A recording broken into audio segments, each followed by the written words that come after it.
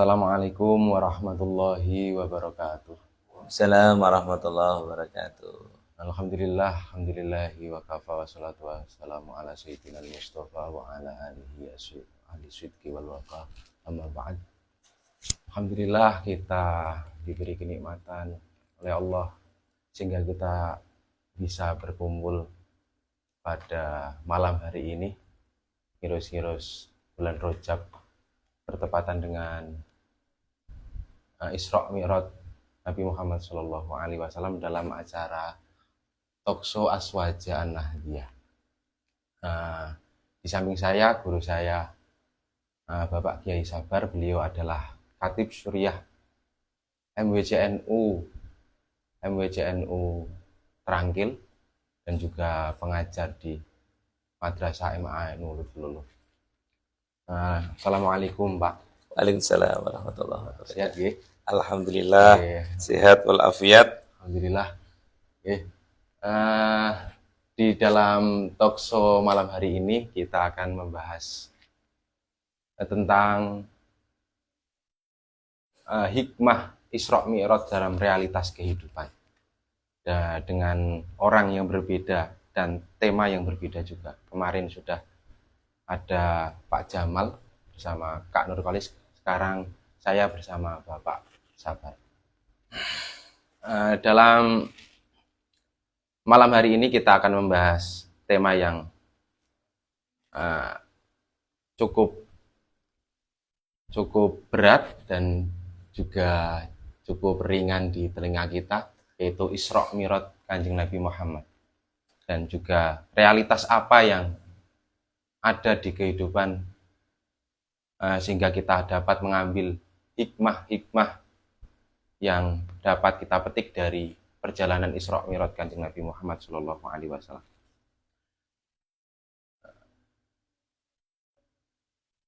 Kita awali pembicaraan kita, Pak, dalam malam hari ini mengenai apa makna paling mendasar dari peristiwa Isra Mi'raj bagi umat Islam.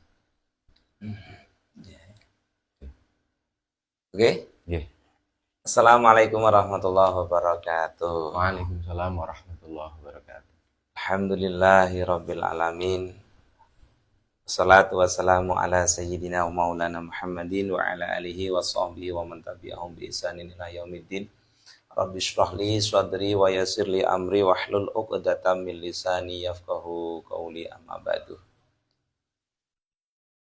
Pada pemirsa channel Masjid Sirajul Anam yang saya hormati, dan alhamdulillah pada Bapak Khairun Ni'am SAG, Dereng SAG, Pak. Ya, tafaulan tabarukan. Yeah. Ya, semoga cepat. Amin amin. Ya, yang saya muliakan, alhamdulillah ala nikmatillah wa syukurillah, pada malam hari ini kita berbincang-bincang, berkumpul, berdiskusi santai, diskusi terbuka dengan topik yang agak-agak ringan, agak-agak berat, yaitu tentang hikmah Isra, perjalanan Nabi dalam realitas kehidupan. Puji syukur kepada Allah Subhanahu wa Ta'ala, yang mana kita di saat malam hari ini, Senin malam Selasa, tanggal berapa ini?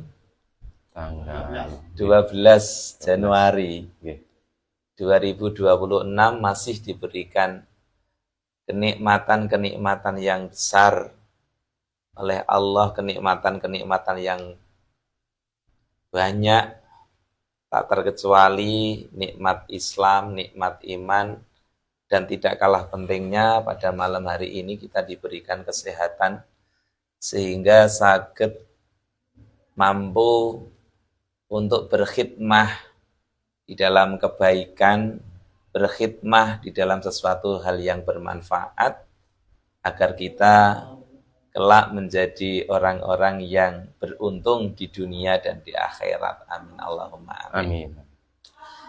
Yang kedua kalinya, sholawat ma'asalam kita haturkan, kita sanjungkan kepada baginda Muhammad sallallahu alaihi wasallam, yang mana beliaulah suri toladan kita, Musniam, di dalam apa saja, baik berkenaan dengan kauliyah, penghentikanipun Kanjeng Nabi ucapannya, atau fi'liyahnya Kanjeng Nabi, tindak lampai Kanjeng Nabi, ataupun takriratnya, atau penetapan-penetapannya. Yang ketiga itu kita bisa mengambil hukum dari Kanjeng Nabi supaya kita menjadi orang yang benar-benar beruntung di dunia dan beruntung di akhirat. Amin Allahumma amin. Amin. Amin. Yang ketiga kalinya dalam waktu malam ini, namanya aja talso. Yeah. Ya, kita berbicara santai aja, tidak ngoyoworo, tidak berkendeng dan lain sebagainya. Kaitan Isra Mi'raj terhadap realitas kehidupan, kita harus terlebih dahulu mengetahui apa definisi daripada Isra dan apa definisi daripada Mi'rajnya Kanjeng Nabi tersebut, supaya kita dapat lebih jauh menghayati dan dapat lebih jauh mengambil hikmah di dalam peristiwa yang sangat luar biasa dan sangat esensi daripada peristiwa ini. Bisa kita ketahui bahwasanya Isra Mi'raj ini terdiri dari dua suku kata.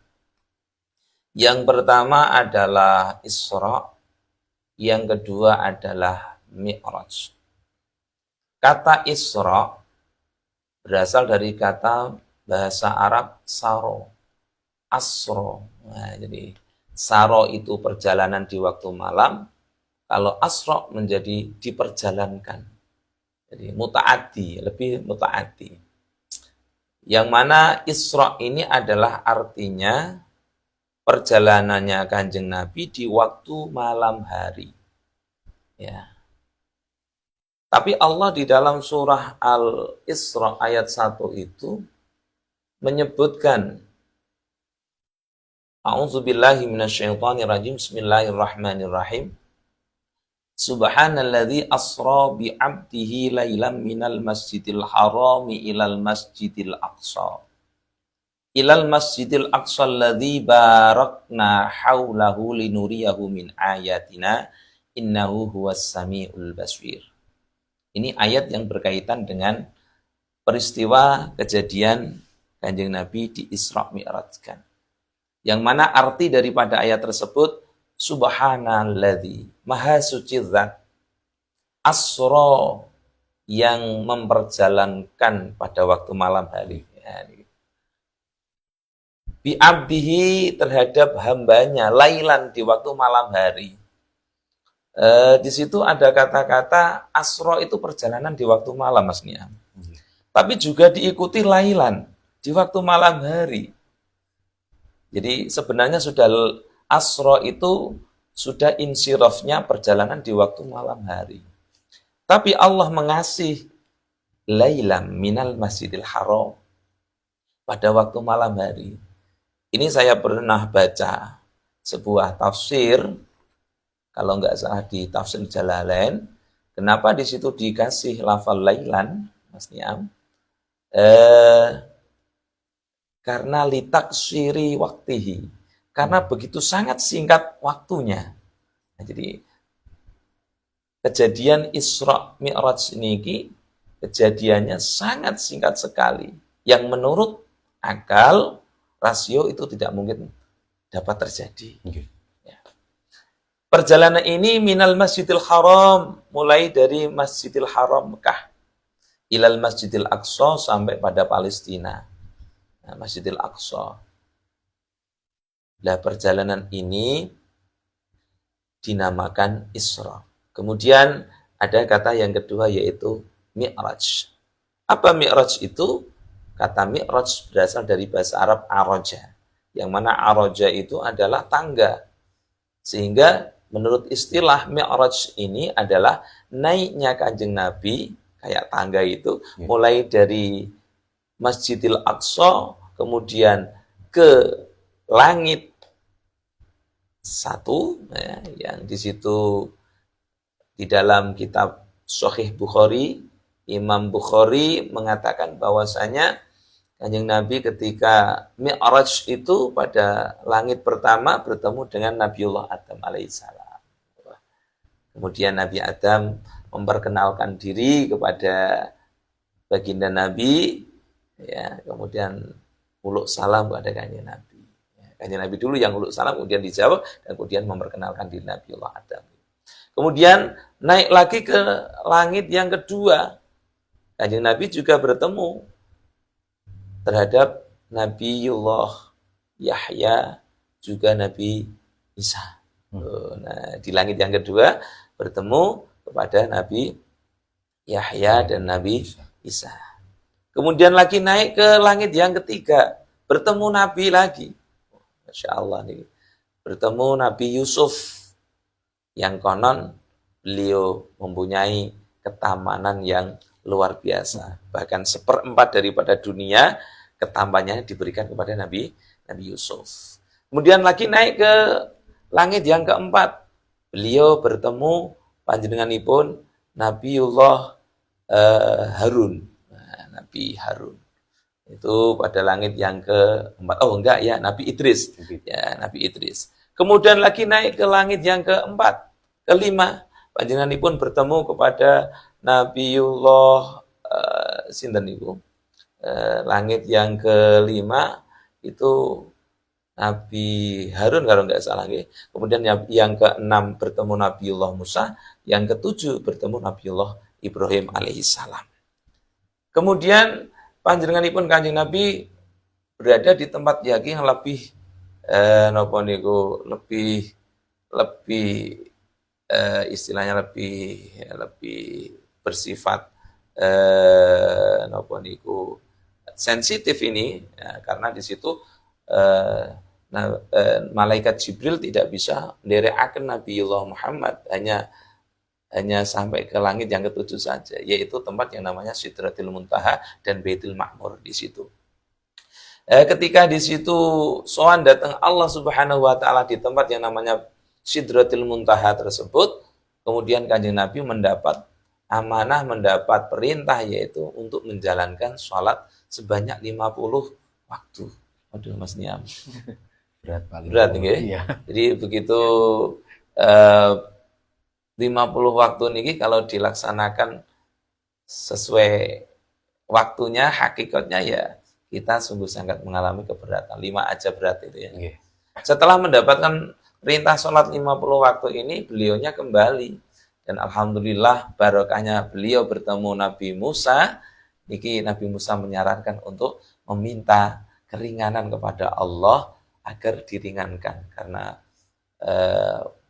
beliau Nabi Musa mempunyai pertimbangan umatnya saja yang besar-besar saja ya, tidak mampu melaksanakan sholat sebanyak 50 waktu, apalagi umat Kanjeng Nabi Muhammad yang notabene kecil-kecil, ya, umurnya pendek-pendek. Umat Nabi Musa itu ada yang dikasih umur 900 tahun, 450 tahun, besar-besar, tinggi-tinggi.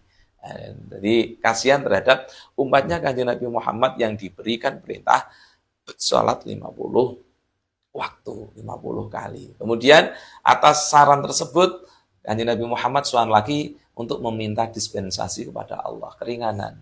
Dan alhamdulillah diberikan keringanan 5 sampai akhirnya di situ hanya 5 waktu yang dibebankan, yang diperintahkan kepada Kanjeng Nabi Muhammad Shallallahu Alaihi Wasallam. Jadi barokahnya beliaunya bertemu Nabi Musa itu. Kalau nggak ketemu ya wallahu alam itu. Ya mungkin ya 50 kali sungguhan. Tapi walaupun sampai 5 ini pahalanya podo karo sama dengan 50 waktu itu. Jadi 5 waktu tapi pahalanya sama dengan 50 waktu. Karena al hasanatu bi asyri amsalihha. Jadi kebaikan itu dilipat gandakan Allah 10 kali lipat. Oke. Dalam ayat terusnya tadi Allah memberikan suatu manfaat, tujuan serta hikmah daripada mengapa Kanjeng Nabi di Isra dan Mi'rajkan. Ternyata seterusnya ayat Allah berfirman linuriyahu min ayatina innahu huwas samiul basir, gitu ya. Linuriyahu, supaya kami memperlihatkan kepada Muhammad. Dan tentunya kalimat-kalimat semacam ini bisa kita ketahui bahwasanya ya sekaligus untuk petunjuk bagi umatnya. Nah, Kanjeng Nabi Muhammad, umatnya Kanjeng Nabi Muhammad.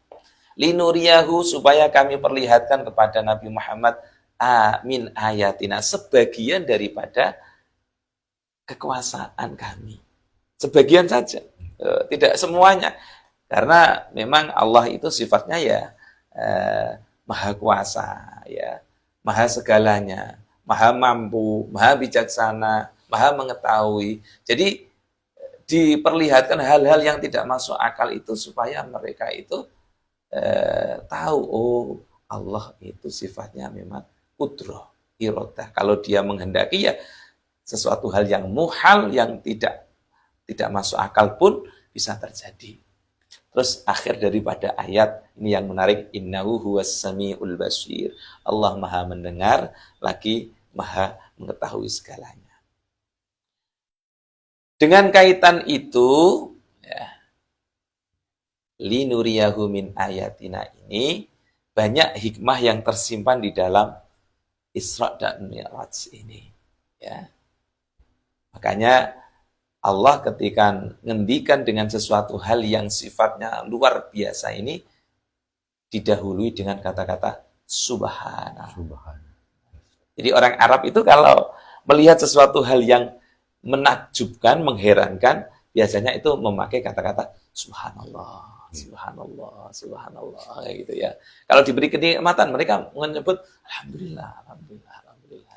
Jadi lisannya orang Arab itu seperti itu. Kalau ketika melihat sesuatu hal yang menakjubkan, mereka tidak carry, tidak tertinggal untuk melafadzkan subhanallah. Makanya Quran ya di situ menampung apa yang tradisi-tradisi orang Arab itu, subhanallah. Jadi sesuatu hal yang menakjubkan diawali dengan kata-kata subhanallah. Dan setelah surah ini, Al-Isra ini, jadi ada surat namanya Al-Kahfi.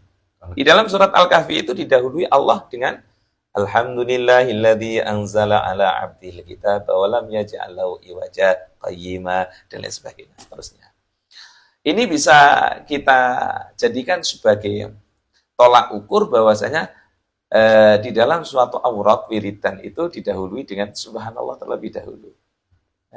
Makanya dalam surat subhanallah, subhanallah, subhanallah 33 kali, baru kemudian tahmid, alhamdulillah, alhamdulillah. Ternyata itu ada yang menggunakan petunjuk ayat ini, surah ini. Al-Isra dulu pakai subhanallah, baru kemudian Al-Kahfi pakai alhamdulillah. Oke, kita teruskan kepada hikmah ya tadi. Ini karena talkshow itu adalah bahasan santai, bahasan ringan yang tertuju pada suatu topik tertentu. Ya, ini topik kita adalah hikmah dalam Isra Mi'raj di dalam kehidupan, realitas kehidupan kita. Di dalam Isra dan Mi'raj ini ternyata hikmah yang banyak kita ketahui dan kita harus mengenal hikmahnya itu kayaknya ini banyak. Tapi nanti tidak kesemuanya saja ya. Yang global aja, yang singkat-singkat saja ini. Karena memang ya peristiwa yang dijalankan Allah itu ya banyak hikmahnya. Di antara lain hikmah daripada Isra Mi'raj ini adalah satu ujian di dalam kehidupan. Ya. Yang namanya kehidupan tidak lepas daripada ujian. Ya, tidak lepas daripada ujian. Sampai Kanjeng Nabi setelah peristiwa Isra Mi'raj ini, beliaunya itu menceritakan kepada para sahabat, orang-orang Quraisy, karena beliau kan Rasul. Rasul ini adalah selain syariatnya kepada dirinya sendiri, juga berkewajiban untuk menyampaikan kepada umatnya, orang lain. Ketika diceritakan peristiwa ini, kabar ini kepada sahabat-sahabatnya Kanjeng Nabi, terus kemudian teman-temannya Kanjeng Nabi, orang-orang Quraisy, masyarakat penduduk di Mekah itu, mereka orang-orang kafir itu tidak mau percaya, tidak mau. Bahkan orang yang dahulunya itu iman, ada yang murtad, keluar dari keislamannya karena melihat cerita yang tidak masuk akal tersebut. Bahkan ada suatu cerita ketika Kanjeng Nabi cerita tentang Isra Mi'raj ini, Kanjeng Nabi disuruh berdiri. Kemudian kakinya disuruh mengangkat satu. Terus kemudian yang satunya lagi. Coba Nabi, angkat lagi yang satunya. Kanjeng Nabi ya, gimana manusia? Ya. Ya, ini ternyata ujian kehidupan itu seperti itu. Jadi orang tidak langsung ketika diberikan sesuatu hal yang tidak masuk akal, yang menurut dirinya tidak masuk akal, itu tidak mau percaya. Ini termasuk ujian kehidupan. Ada yang percaya, ada yang tidak percaya, bahkan ada yang menentangnya. Makanya tidak heran kalau orang-orang kita itu ada suatu cerita yang suatu tidak dapat menerima akal, oh itu tahayul. Nah, katanya TBC itu apa ya? Tahayul, apa yang B-nya itu, yang C itu khurafat itu loh. Okay. Nah itu kan. Ya. Sementara di dalam syariat kita memang ada yang sifatnya itu gaib seperti itu. Dan Kanjeng Nabi membuktikan itu. Membuktikan sendiri. Ya, ketika diceritakan kepada orang lain, ada yang tidak percaya. Ya, karena hal ini adalah tidak masuk akal. Kalau kita lebih analogikan kepada, misalkan, ada hewan semut. Ya, semut. Semut itu berada di rumah kita. Kemudian semut itu berjalannya mawon dimi. Ketika berada di pakaian kita, kemudian pakaian kita pakai, ya kita pergi ke pasar misalkan, ya semut itu akan kita, ikut kita. Jadi walaupun semut itu kecil, melangkah atau dia itu berjalan ke pasar yang 10 menit atau seperempat jam, kira-kira mungkin atau enggak masnya? Mungkin, Pak. Tidak mungkin. Tidak mungkin. Tapi kalau di situ itu nempel di baju saya pakai, saya yang pakai motor ke sana, ke pasar, 10 menit atau seperempat jam, mungkin atau enggak? Mungkin. Sangat mungkin sekali. Nah, ketika saya kembali ke rumah, terus kemudian saya nyendel ke baju saya ke cendelan, kemudian semut itu keluar dan cerita kepada temannya, hei, saya tadi itu telah pergi ke pasar 15 menit. Nah, kira-kira temannya pada percaya enggak? Loh kamu itu jalannya demi ya, semeter saja itu menghabiskan beberapa menit kok tekan pasar 15 menit. Bagaimana Anda itu? Nah, ini adalah analog kita tentang Isra dan Mi'raj. Yang Kanjeng Nabi tidak mempunyai kekuatan untuk itu. Tapi karena beliaunya dijalankan oleh Allah, asro pakainya, bukan saro. Asro dijalankan oleh Allah, apa yang tidak mungkin? Sesuatu hal yang dikersake Gusti Allah. Pasti mungkin. Makanya ini adalah ujian. Ujian di dalam kehidupan. Di dalam surat Al-Ankabut pun, Allah ngendikaken berfirman terkait dengan ujian di dalam kehidupan ini. Sehingga Allah berfirman, hasiban nasu ayyutsraku ayyakulu amanna wa hum la yuftanun. Walaqad fatanna alladziina min qablihim fala ya'lamannallahu alladziina shadaqu wala ya'lamannal kadzibin. Yang artinya hasiban nasu ayyutsraku ayyaqulu amanna wa hum la yuftanun. Apakah manusia itu mengira hanya dengan ucapan saya beriman kepada Allah mereka dibiarkan tidak diberi ujian?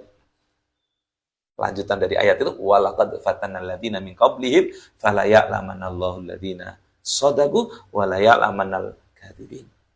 Sungguh telah kami beri ujian orang-orang yang sebelum mereka, sehingga Allah mengetahui mana orang yang imannya teman sungguh-sungguh dan mana orang yang imannya hanya iman-iman gadungan saja, yang pura-pura saja.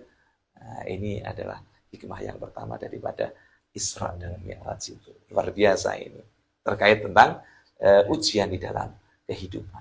Maka berkaca dari itu, kita ketika menghadapi suatu ujian, kita pun harus bersabar.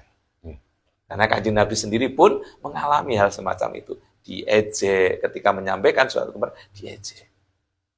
Yang kedua, salah satu hikmah di dalam Isra dan Mi'rajnya Kanjeng Nabi ini sebagai pelipur lara dari kesusahan. Kisah daripada Isra Mi'raj ini diawali ketika Kanjeng Nabi Muhammad SAW ini mengalami kesusahan yang level atas, luar biasa. Sehingga kisah itu, tahun itu dinamai Amul Khuzni. Jadi tahun di mana Kanjeng Nabi sangat mengalami kesusahan yang sangat dahsyat. Terbukti ketika tahun itu beliaunya ditinggal wafat istri tercinta Sayyidah Khadijah Al-Kubra.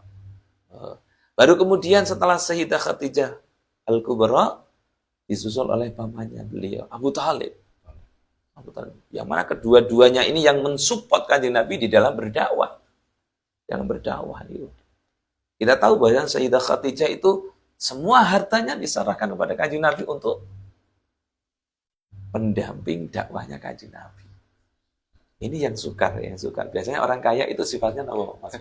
Bakhil, medit, ya, medit. Kita saja kadang-kadang punya sifat itu kok, medit. Tetapi beliaunya Sayyidah Khadijah, makanya ada syair istri setia. Ternyata memang dibuktikan dengan bukan hanya jiwanya saja, raganya saja, tapi ternyata harta bendanya untuk perjuangan Kanjeng Nabi Muhammad SAW. Kemudian Abu Thalib pun meninggal dunia, menyusul daripada Sayyidah Khadijah dalam tahun yang sama. Makanya di situ Amul Khuzni. Setelah itu Allah memberikan pelipur, ya, menghibur Kanjeng Nabi melewati Isra dan Mi'raj ini. Ini dapat kita ambil kesimpulan, manakala kita jenuh, kita sudah boring, sudah bosan, ya, belajar dan lain sebagainya, sudah terlalu capek, maka jangan lupa untuk refresh. Untuk merefresh. Ternyata itu perlu refreshing itu ya. Ya, dalam bentuk ngopi pun itu sudah bisa untuk kita merefresh, untuk kumpul dengan teman-temannya, guyon dan lain sebagainya, merefresh sedikit. Makanya ulama-ulama yang notabene tahu akan cerita ini memang ya perlu hiburan itu. Bahkan Sayyid Muhammad itu ketika akhir tahun, saya pernah dengar cerita itu, Sayyid Muhammad itu santri-santrinya dibokingkan tempat untuk merefresh otaknya, santai-santai, 1 hari penuh, dan itu yang membayar Sayyid Muhammad. Oh, luar biasa nih. Ya ternyata otak kita ya butuh untuk refresh. Tidak langsung tertuju, fokus terus.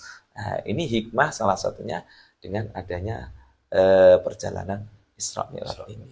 Itu yang kedua.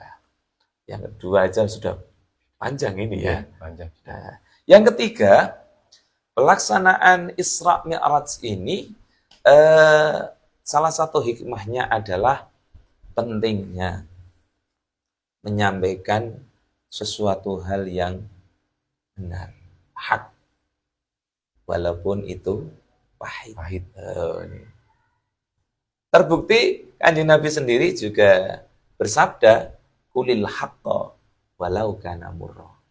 Katakanlah yang benar, yang hak, walaupun itu pahit akhirnya. Jadi hal yang benar, hal yang hak ini manakala disampaikan kepada orang lain, memang ada yang di situ langsung dia itu menerima, ada yang menolak. Ya, ada yang setengah-setengah, baina menerima dan baina menolak.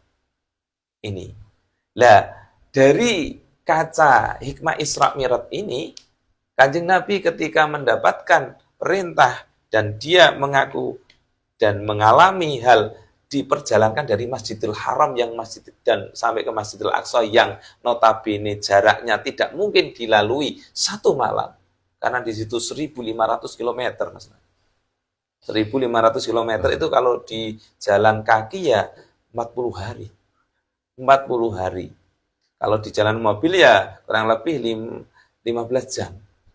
Kanjeng Nabi hanya satu malam. Satu malam. Itu kalau mereka tidak mempunyai iman yang sungguh-sungguh, memang mereka tidak percaya.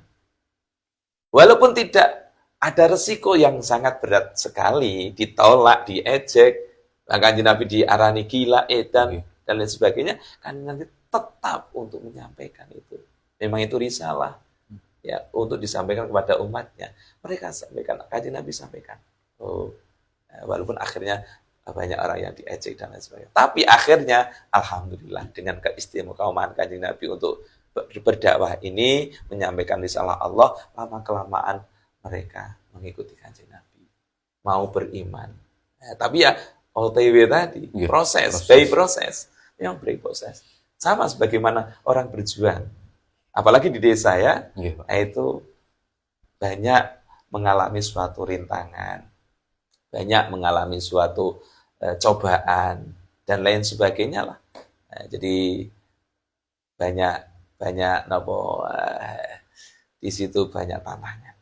Ini hasil daripada Isra Mi'raj, salah satu hikmahnya adalah pentingnya mengatakan sesuatu hal yang hak, yang benar, walaupun itu pahit rasanya. Jadi, itu adalah yang keberapa tadi? Ketiga. Yang ketiga. Ya.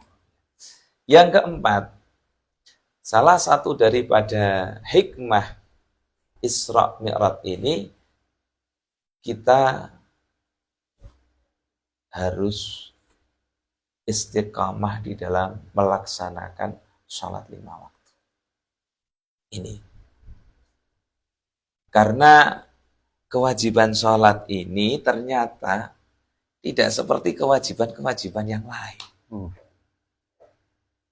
Kalau kewajiban yang lain itu Allah perintahkan malaikat Jibril untuk menyampaikan.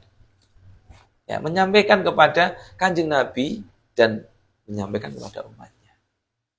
Tetapi kewajiban sholat ini Allah panggil secara langsung menghadap kepada Allah Subhanahu wa Ta'ala.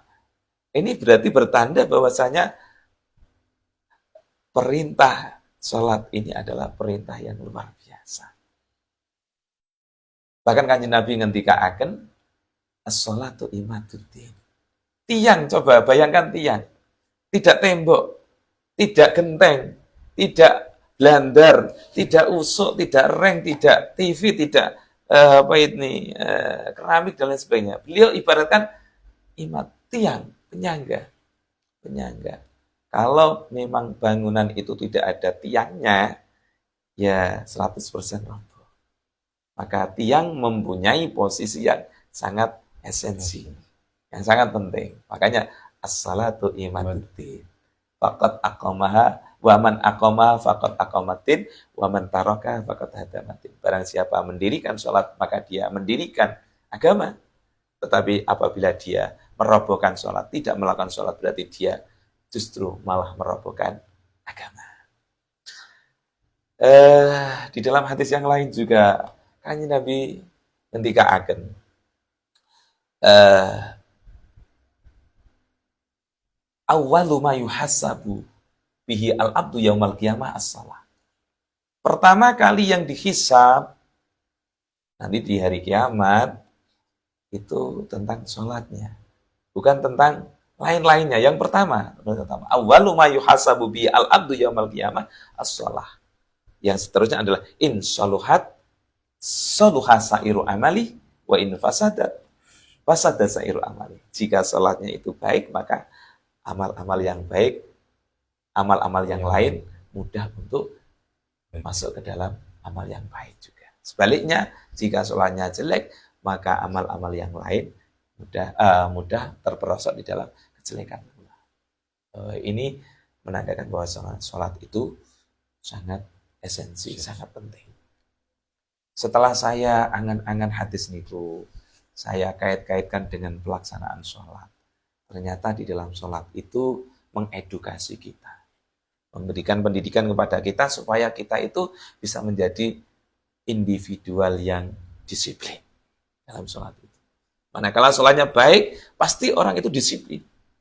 Karena ketika orang itu delemeng akan sholat, delemeng akan waktu sholat, ternyata sudah jatuh ke qadha. Jatuh ke qadha ya tidak disiplin orang. Tidak disiplin. Nah, ternyata disiplin ini akan menuai kepercayaan. Orang yang akan disiplin ini akan menuai kepercayaan. Ya, perusahaan pun akan percaya. Oh, ternyata ini disiplin. Ya, misalnya dalam sekolahan dia guru, masuknya lebih awal. Oh, bagus ini. Mereka akan percaya terhadap kita. Makanya kedisiplinan akan menuai kepercayaan dan kepercayaan akan menuai kesuksesan. Wong nek dipercaya, wis gampang, serana wis gampang itu pasti amai. Ya, percaya dia. Ini kaitan dengan sholat. Ya, sholat. Jadi sholat itu ternyata mengedukasi kita, melatih kita untuk hidup yang disiplin. Nah, kesuksesan dunia dan akhirat itu ternyata dari disiplin itu sendiri. Yang kedua, kita di dalam sholat itu teredukasi untuk mempunyai rasa kesadaran akan kebersihan lingkungan. Loh, kok bisa? Ya, kita dalam sholat itu menyadarkan diri agar supaya sadar akan kebersihan lingkungan. Coba kita angan-angan. Di dalam melaksanakan sholat sendiri terdapat beberapa syarat-syarat. Antara lain tidak saya sebutkan semuanya. Antara lain adalah suci pakaian, suci badan, dan suci tempat. Nah, itu. Saya ambil contoh suci tempat. Manakala orang bisa mempraktekkan ini di luar sholat dalam kehidupan sehari-hari, bersih pakaiannya, bersih badannya, dan bersih lingkungannya, tempatnya, lingkungannya, maka akan terwujud kesehatan. Bersih pangkal sehat, itu akan terwujud. Contoh sedikit, orang-orang yang belum sadar akan kebersihan lingkungan kita. Banyak membuang sampah, kotoran di pinggir jalan. Bahkan di tengah jalan. Bahkan yang seperti itu, dia punya mobil loh. Ya Mas, ya. Punya mobil, ketika dia itu mau pergi, dia bawa itu sampah di atas mobil. Tapi ketika dia sudah berjalan sampai ke arah utara sana, dibuang di tibake, ya, dijatuhkan sampah itu. Padahal di tengah jalan, ya ada isinya sampah-sampah harian, ada isinya pampers dan lain sebagainya. Itu berarti orang belum bisa mengaplikasikan daripada sholat di dalam kehidupan sehari-hari. Ini penting. Jadi suci pakaian, suci badan, dan suci tempat. Nah, ini menyadarkan kita, mengedukasi kita di dalam sholat itu, melatih kita berbudaya hidup bersih. Saya berangan-angan lagi di dalam sholat ini. Ya, banyak saya temukan ini berbagai pelajaran. Yang ketiga adalah ternyata di dalam sholat itu mengedukasi kita untuk agar supaya antara yang kita ucapkan dan yang kita gerakkan, yang kita simpan di dalam hati, ini seirama. Seirama itu apa? Ya sinkron. Nggih. Sama. Kalau kita bilang A, ya memang A. Kalau kita bilang B, ya B. Jangan kita bilang A, tapi hati kita B. Itu. Terbukti apa? Ketika kita melakukan tasyahud awal ataupun akhir, kita bilang asyhadu an la ilaha illallah. Ketika kita mengucapkan asyhadu an la ilaha illallah ini, antara tangan kita yang menunjukkan satu, tidak seperti ini ya. Satu seperti ini, apalagi seperti ini ya, enggak. Satu. Asyhadu an la ilaha illallah. Berarti Allah Maha Satu. Illallahnya yang ada di lisan kita, tidak ada Tuhan selain Allah, berarti satu. Ya, terus tangan kita tunjuk sini, hati kita pun harus seiring dengan mengakui bahwasanya Allah itu Maha Satu. Ini ternyata orang yang sinkron antara hati, kemudian gerakan, kemudian hati, lisan dan gerakannya ini adalah orang-orang yang sebagai ahlul jannah.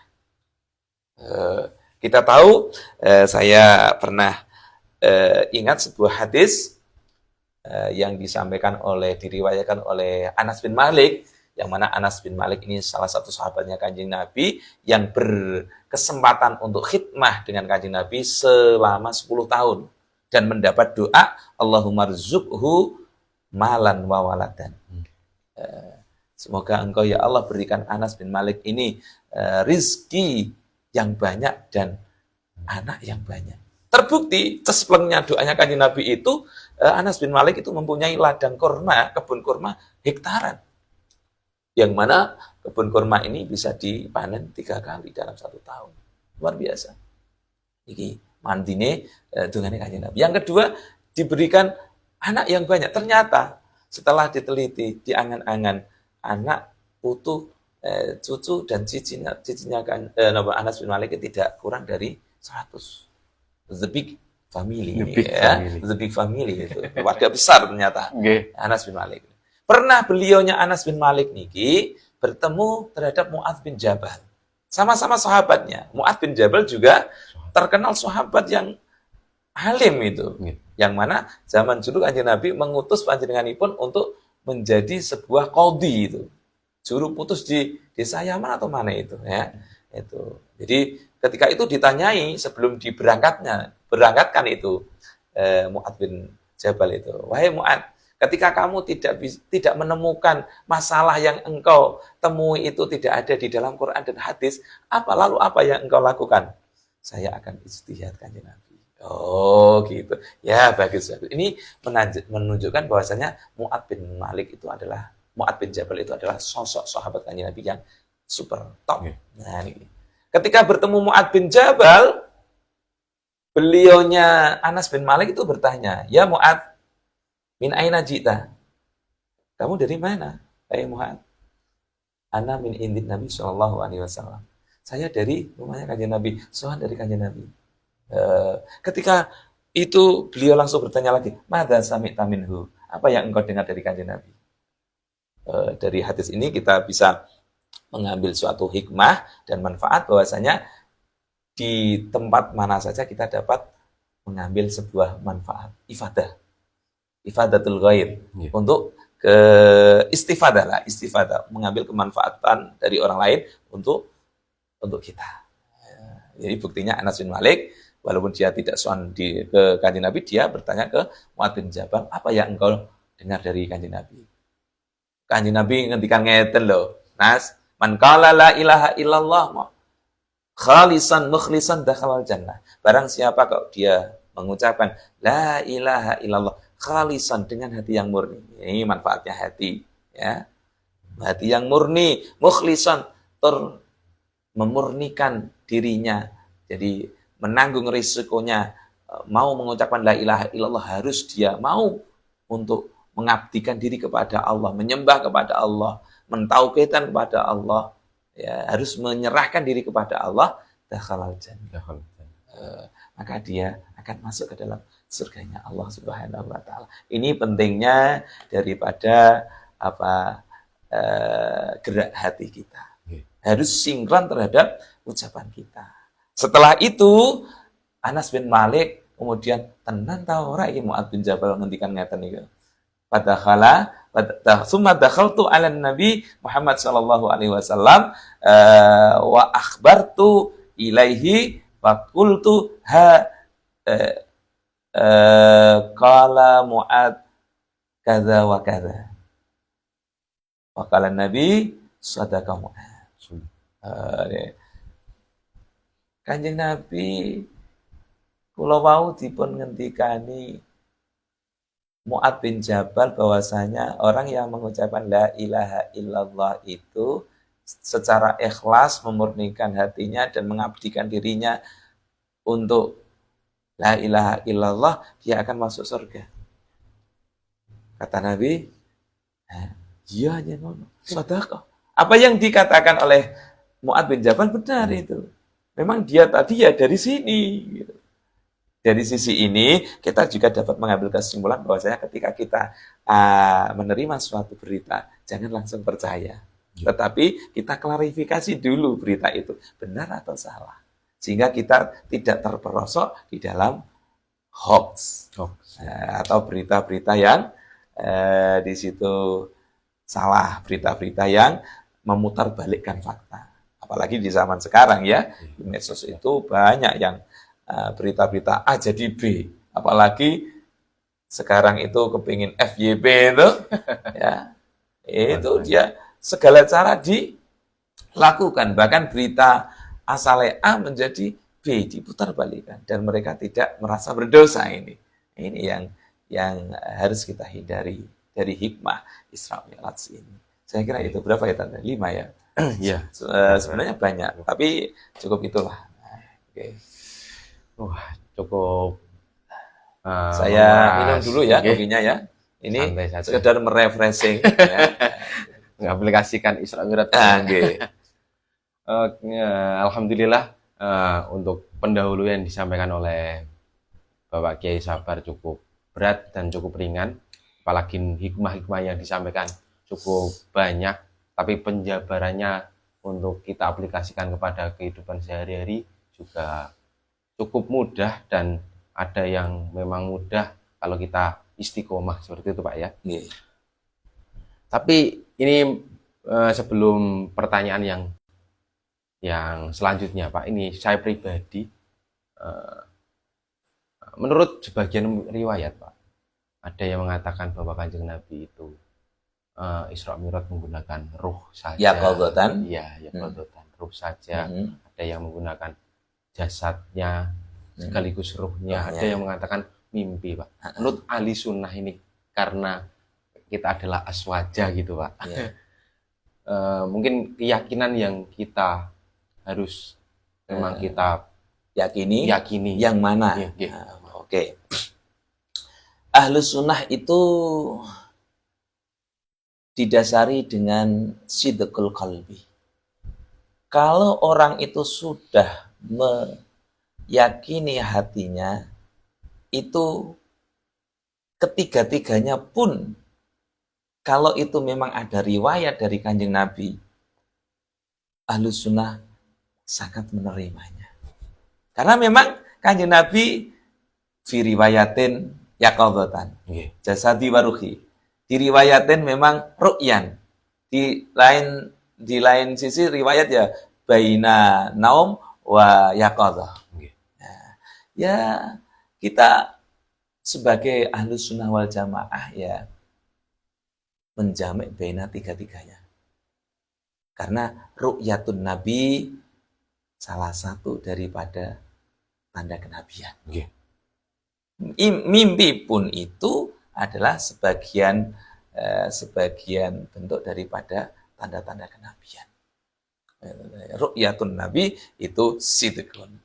Tidak seperti mimpi-mimpi kita ya. Nah, kalau mimpi-mimpi kita memang ya roh-roh kita itu roh-roh yang lemah, yang mudah untuk digoda oleh iblis, digoda oleh syaitan, sehingga tidur kita itu mudah bermimpi-mimpi yang tidak selayaknya ya. Makanya ada tembung mimpi itu adalah kembange turu. Tapi ini tidak berlaku pada Nabi. Karena mimpinya Nabi adalah sebagian daripada tanda kenabiannya. Berarti kalau ada yang meriwayatkan itu mimpi, ada yang meriwayatkan baina antara tidur dan terlelap atau bangun, ada yang meriwayatkan itu memang pakai yaqozotan dengan jasad dan rohnya, maka kita semua kita terima. Itu memang ada riwayat yang menyatakan demikian. Alhamdulillah. Untuk pertanyaan selanjutnya Pak, ini mengenai dari kaum muda sekarang itu mengenai dari pergaulan bebas, mungkin pergaulan bebas mulai dari mungkin begadang malam, sulit untuk mengaplikasikan sholat, tepat waktu, ada yang memang tidak tahu atau mungkin kurang memperhatikan sholat, urgensi dari sholat itu sendiri. Gimana pesan dari Bapak Sabar mengenai agar generasi muda tetap menjaga sholatnya seperti itu? Oke. Momen 27 Rajab yang mana Nabi menerima perintah menjalankan sholat ini adalah suatu momen yang sangat urgen, yang sangat esensi sekali. Dan kewajiban sholat ini bukan sembarang kewajiban seperti kewajiban yang lain. Yang mana isyarah, kenapa rukuk aja dibuat 1 kali, kalau sujud 2 kali, ini juga sebagai isyarah bahwasanya amat tanas nataini wa ahyai tanas nataini. Orang itu dihidupkan 2 kali dan akan dimatikan juga 2 kali. Sujudnya 2 kali. Minha khalaqnakum wa fiha nu'idukum wa minha nukhrijukum taratan ukhra. Kamu itu loh asalnya dari tanah. Dihidupkan ke bumi dan suatu saat akan kembali ke tanah. Ini isyarah melalui kenapa sujud itu dibuat 2. Salah satu takwilannya seperti itu. Ada hikmahnya sendiri Pak. Jelas. Untuk kaum muda, kenapa? Ini kok kadang-kadang apa mereka itu memang ya tidak tahu atas urgennya sholat, ataukah dia itu sudah tahu tapi menganggap entengnya sholat, itu gimana ketika dia itu bergadang gitu ya, sehingga dia melalaikan sholat. Saya kira memang wa innaha lakabiratun illa alal khashiin. Sholat itu sendiri memang berat Mas. Ya, tidak mudah menjalankan sholat itu, walaupun tidak nyonggo, tidak gotong, tidak mikul ya.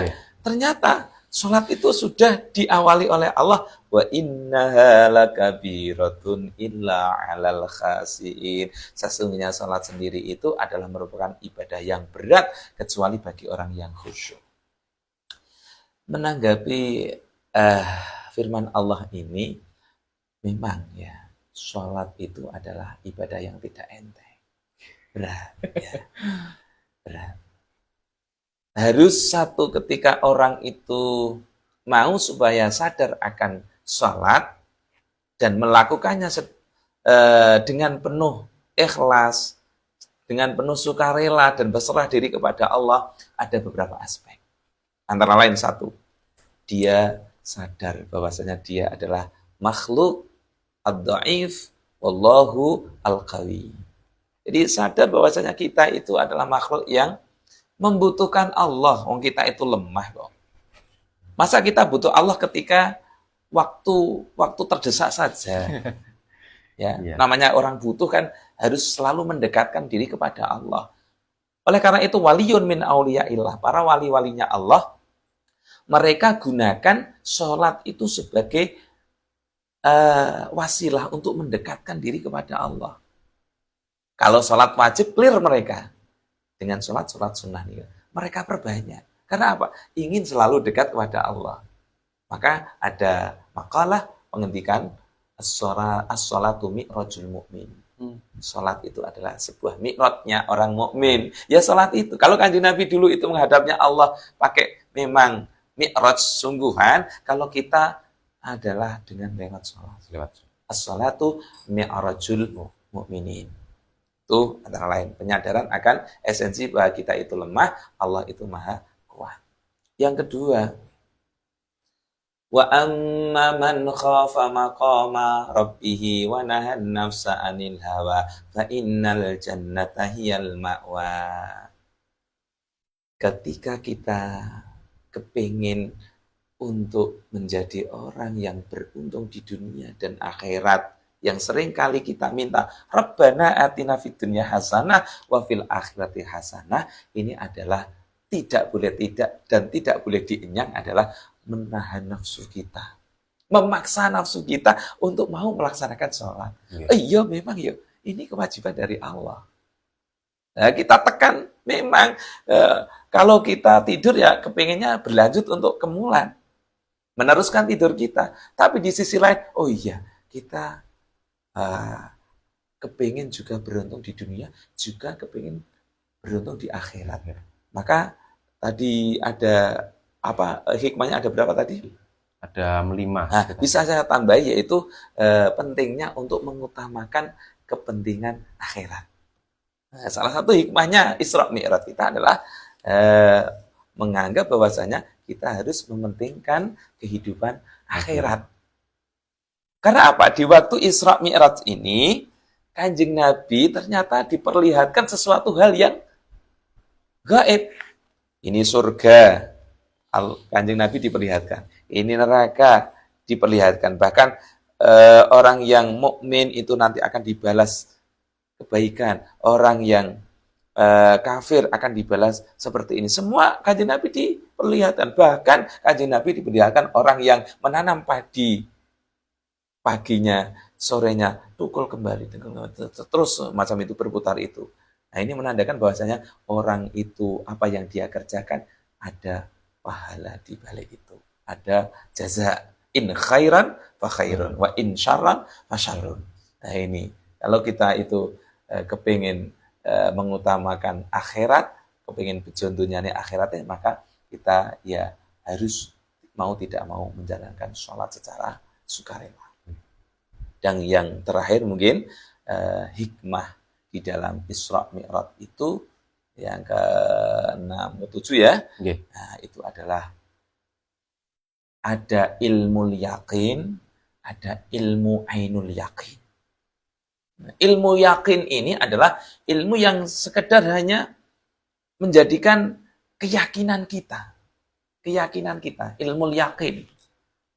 Di dalam Al-Quran, Allah memberikan tahu bahwasanya tentang hari kiamat. Kita menanggapi ini baru ilmu yakin. Keyakinan saja. Tapi Kanjeng Nabi sudah ke level ainul yakin. Ya, melihat dengan mata kepala sendiri. Oh ini loh, nanti orang yang kafir akan menemui jaza. Ya, apa itu balasan semacam ini. Orang yang maksiat menemui balasan semacam ini surganya, ini nerakanya. Orang yang ada di surga itu tidak melihat orang yang ada di neraka. Tetapi orang yang berada di neraka diperlihatkan orang yang ada di surga. Apa hikmahnya Allah kok memperlihatkan orang neraka kepada orang yang ada di surga kok terlihat? Karena memang Gusti Allah akan ngolong-ngolong. Mungkin dak wis tak kandhani biyen. Nek wong iku nglakoni perintah Gusti Allah, menjalankan perintah Gusti Allah akan mendapat pahala surganya. Lah aku dak wis tak kandhani. Kenapa kamu tidak percaya? Deloken. Orang yang ada di surga wis enak-enak. Tetapi Allah tidak sebaliknya. Orang yang sudah ada di surga tidak diperlihatkan terhadap orang yang sudah berada di neraka. Kenapa? Karena orang itu yang sudah merasakan kenikmatan, ketika orang itu melihat orang lain itu susah, orang lain itu merintih-rintih, jerit-jerit, maka dia tidak kok bermanan enak, menikmati enak. Contoh, ketika kita punya saudara ya Mas Niang, di rumah sakit, ya kita membawa bekal dari rumah, ya mau makan sambil saudara kita itu ya sama-sama. Tetapi tetangganya tadi yang sama satu kamar tadi itu sedang operasi, merintih-rintih, nangis. Apakah kita kolu untuk makan enak, santai?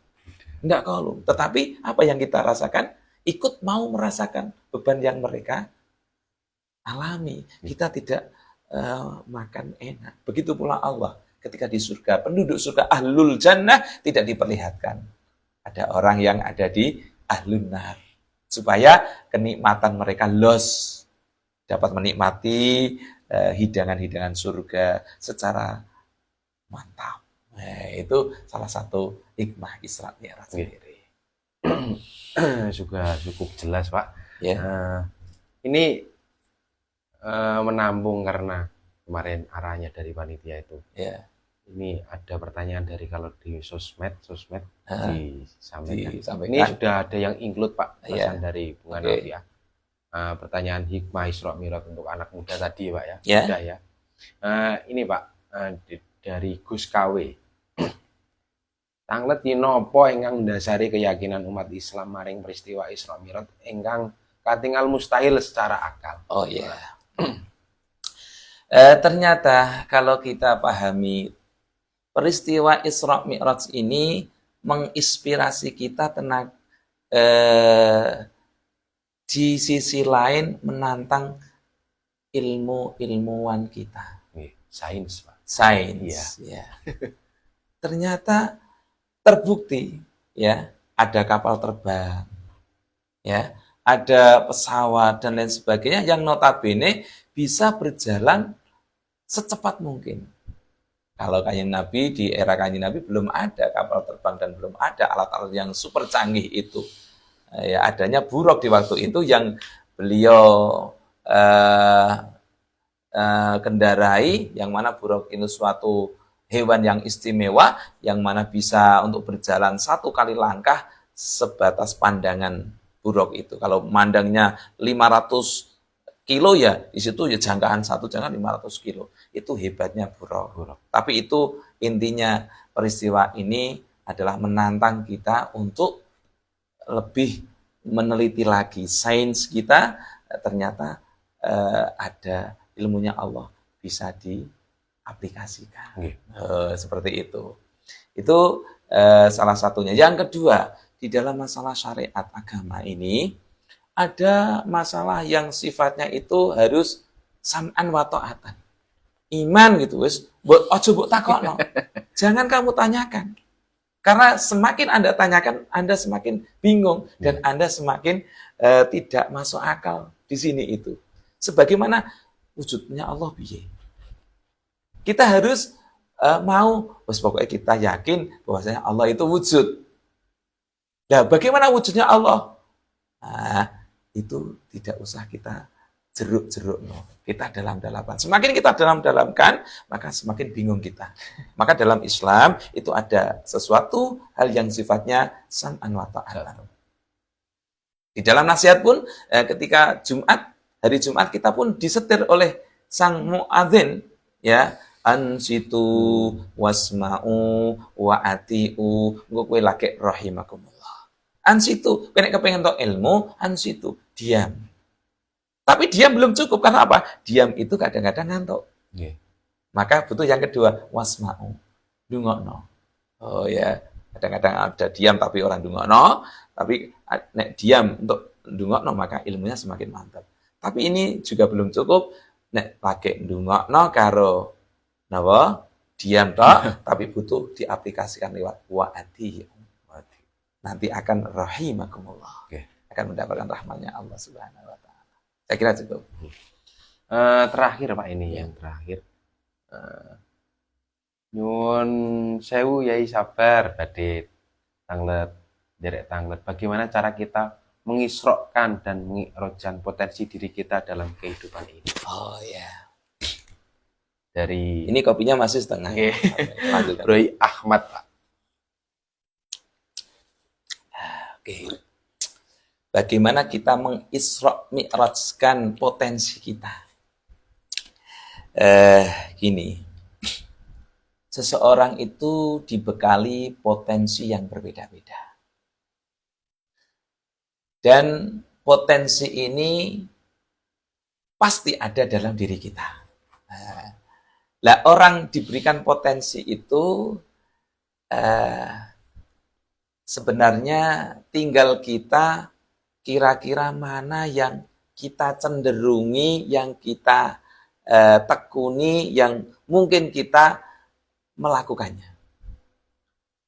Batasan dasarnya apa yang diperintahkan Allah tadi, membaca, Nggih. menulis, terus menghafalkan, sudah kita lakukan. Lalu potensi apa yang ada pada kita? Nanti kita cenderung ke apa kira-kira? Wah, nanti ada petunjuk. Oh, kira-kira aku kok senang sebuah matematika. Lah ini kita sangat harus tekuni. Ini mungkin potensi ini yang diberikan oleh Allah. Seneng ngotak-ngatik rumus. Lah mungkin ini. Kalau dia itu mungkin sudah ya belajar melakukan perintah-perintah Allah, tetapi dia juga pandai mengutek-ngutek HP ini, kemudian dicoplak-coplok, kemudian yo iso lho kok yo iso dadi. Nah, mungkin dia ke servis HP. Nggih. Itu sebuah potensi. Nanti seseorang itu ketika melakukan hal-hal yang dicenderungi dan dia itu melakukan perintah-perintah Allah, tidak lupa melakukan perintah-perintah Allah, apa yang dilakukan, ikhtiar yang sudah dilakukan, nanti potensi akan dimunculkan Allah sendiri. Dan mungkin kita akan hobi kepada potensi itu secara otomatis. Nah, ini untuk Isra Mi'rajkan potensi yang ada pada kita. Cuma meminjam istilah ya, Nggih. meminjam istilah. Kalau Isra Mi'rajnya hakikatnya pada Nabi, tapi dapat kita jadikan sebagai istilah kita. Oh, bisa Isra, bisa Mi'raj. Gitu. Oke. Nggih. Alhamdulillah ya kita sudah mendengarkan paparan dari beliau dalam kajian Aswaja Talkshow pada malam hari ini yang berkenaan dengan hikmah